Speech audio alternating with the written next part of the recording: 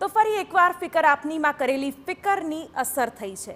ઘેડ પંથકમાં વરસાદથી થયેલી તારાજીનો અહેવાલ દર્શાવી સરકાર અને સરકારના પ્રતિનિધિઓનું અહીંની સમસ્યા તરફ ધ્યાન દોર્યું અને આજે કેન્દ્રીય પ્રધાન મનસુખ માંડવિયા કેશોદ અને માણાવદરની મુલાકાત લઈ ઘેડ પંથકમાં પાણી ભરાવાની સમસ્યા અંગે ચર્ચા વિચારણા કરી।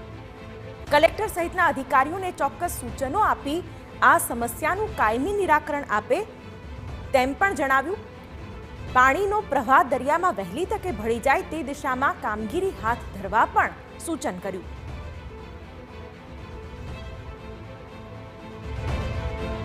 ગામડાની મેં પ્રત્યક્ષ મુલાકાત લીધી, વહીવટી તંત્ર સાથે સમીક્ષા બેઠક કરી, તાત્કાલિક રસ્તાના મરામતના કામો, પાળા રિપેરિંગના કામો અને ફ્લડના હિસાબે કિસાનોના પાકને જે નુકસાન થયું છે એ નુકસાનીનો તાત્કાલિક સર્વે થાય અને કિસાનોને તાત્કાલિક અસરથી વળતર મળે એના માટે પણ અધિકારીઓને સૂચનાઓ આપી છે।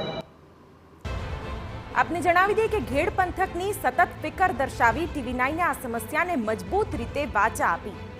વરસાદી આફત પછી રહેણાંક સમસ્યા હોય, ખેતીનું નુકસાન હોય કે પરીક્ષાર્થીઓની ચિંતા હોય, આ મુદ્દે સવાલો ઉઠાવી સરકારી અધિકારીઓને પણ આ સમસ્યાથી વાકેફ કરી ફરી એકવાર અસરકારક કામગીરી થાય તે દિશામાં TV9 ઘેડ પંથકના પ્રશ્નોને ઉજાગર કર્યા।